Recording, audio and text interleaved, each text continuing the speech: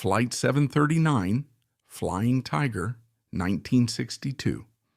In March 1962, Flying Tiger Line Flight 739, a Lockheed L-1049 Super Constellation, disappeared over the Pacific Ocean.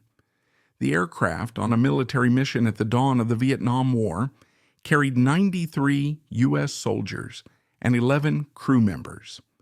The plane departed from Guam en route to Saigon, but vanished without any distress signal somewhere between Guam and the Philippines. Despite one of the largest search operations of its time, covering over 200,000 square miles, no trace of the aircraft or its passengers was ever found. Adding to the mystery, the crew of a nearby Liberian tanker reported seeing an explosion in the air, but no wreckage or debris was discovered. Speculation arose around the possibility of sabotage or a catastrophic accident, but no evidence surfaced.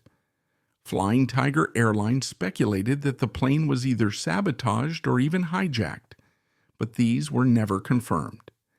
Decades later, the families of those aboard continue to seek closure, but Flight 739 remains an unresolved mystery, a ghost of the skies.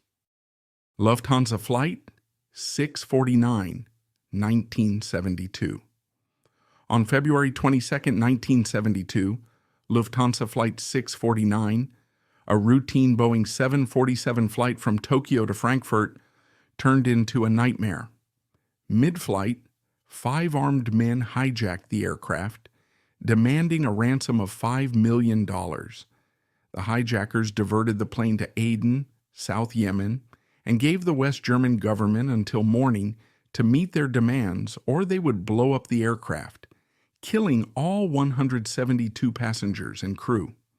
In a race against time, the West German government agreed to pay the ransom, and the hijackers eventually surrendered to South Yemeni authorities, who suspiciously released them shortly after, possibly after receiving a portion of the ransom. This event marked the first terror attack on a German national carrier. The ransom paid was rumored to have funded future attacks, including the Lod Airport massacre later that year. Despite the successful release of the hostages, the hijacking left a scar on global aviation security. Eastern Airlines Flight 401, 1972. On December 29, 1972, Eastern Airlines Flight 401, a Lockheed L-1011 TriStar, crashed into the Florida Everglades, killing 101 of the 176 people aboard.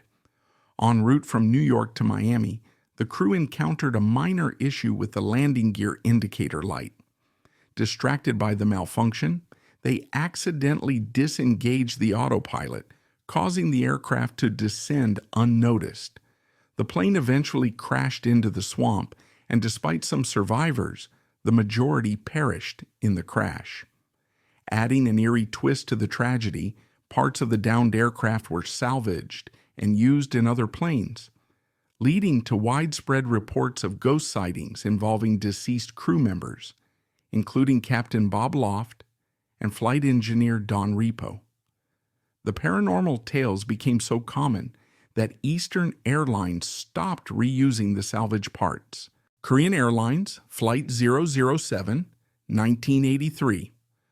On September 1, 1983, Korean Airlines Flight 007, a Boeing 747 carrying 269 people, inadvertently strayed into Soviet airspace during a routine flight from New York to Seoul. The Cold War was at its height, and tensions ran high. Soviet air defense, mistaking the commercial plane for a U.S. spy plane, scrambled fighter jets. Attempts to make contact with the aircraft were unsuccessful, and Soviet commanders gave the order to shoot it down. At 6:26 a.m., a missile struck the plane, sending it spiraling into the Sea of Japan, killing everyone aboard. The international outcry was immediate, with the U.S. condemning the attack as a brutal act of aggression. The Soviets defended their actions, insisting they had no way of knowing the plane was a civilian aircraft. Years later, it was revealed that the Soviet pilot knew it was likely a passenger plane, but followed orders regardless. The incident further heightened Cold War tensions, leaving behind an enduring diplomatic controversy. EgyptAir Flight 990, 1999, EgyptAir Flight 990, a Boeing 767 carrying 217 people departed New York on October 31, 1999, en route to Cairo. An hour into the flight, the plane abruptly plunged from 33,000 feet, crashing into the Atlantic Ocean. The cockpit voice recorder captured the chilling moment when the co-pilot, Gamil al-Batouti, took control and repeatedly muttered, "I rely on God," as the aircraft nosedived. Despite the captain's efforts to regain control, the plane continued its rapid descent, leaving no survivors. U.S. investigators concluded that al-Batouti had deliberately caused the crash, allegedly in retaliation for personal grievances, including a disciplinary action taken against him by an EgyptAir official aboard the flight. Egyptian authorities rejected this conclusion, instead attributing the crash to mechanical failure. The event sparked an ongoing debate between the two nations, with the U.S. standing by its findings while Egypt maintained its stance. TWA Flight 800, 1996. On July 17, 1996, Transworld Airlines Flight 800, a Boeing 747, exploded in midair shortly after takeoff from New York's JFK Airport, bound for Paris. All 230 people aboard were killed in the tragedy, including 16 high school students on a school trip to Europe. Witnesses reported seeing a bright streak, resembling a missile, just before the explosion, fueling widespread speculation that the flight had been brought down by a terrorist attack or a missile strike. After a lengthy investigation, the National Transportation Safety Board, NTSB, concluded that the cause was an electrical short circuit that ignited the plane's central fuel tank. Despite the official findings, conspiracy theories persisted, with some believing the explosion was caused by a missile or even a government cover-up. The TWA 800 disaster remains one of the most hotly debated aviation incidents in U.S. history. Helios Airways, Flight 522, 2005. On August 14, 2005, Helios Airways Flight 522, a Boeing 737, took off from Cyprus en route to Athens, but lost communication with air traffic control shortly after departure. Greek military jets were dispatched to intercept the unresponsive plane, and what they found was shocking. The pilots were slumped over in the cockpit, and passengers appeared lifeless, with oxygen masks hanging from the ceiling. The investigation revealed that a cabin pressurization failure had caused the pilots and passengers to lose consciousness due to hypoxia. The aircraft flew on autopilot until it ran out of fuel and crashed into a hillside near Athens, killing all 121 people aboard. Flight attendant Andreas Prodromou, who remained conscious longer than others, made a desperate attempt to save the plane, but his efforts came too late. The tragedy led to significant changes in airline safety regulations regarding pressurization systems and crew training. EgyptAir Flight 574, 2007. On January 1, 2007, EgyptAir Flight 574, a Boeing 737, disappeared over the Makassar Strait in Indonesia, with 102 passengers and crew aboard.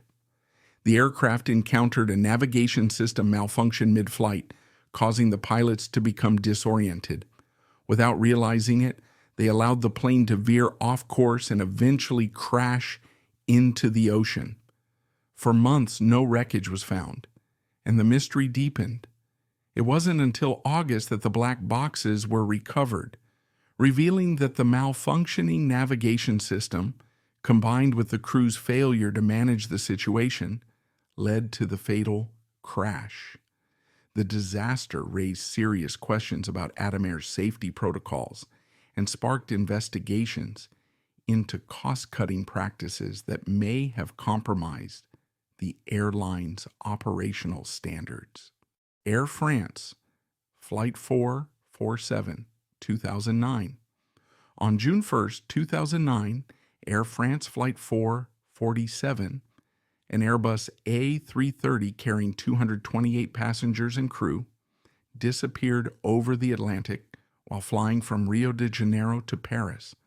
For 2 years, the fate of the flight remained a mystery as search teams struggled to locate the wreckage in the deep ocean. When the black boxes were finally recovered, they revealed that the plane's airspeed sensors had iced over, causing the autopilot to disengage. The pilots, faced with conflicting information, made critical errors in judgment, leading the aircraft into a stall from which they were unable to recover. The crash prompted sweeping changes in pilot training, emphasizing manual flying skills and handling unreliable instrument readings.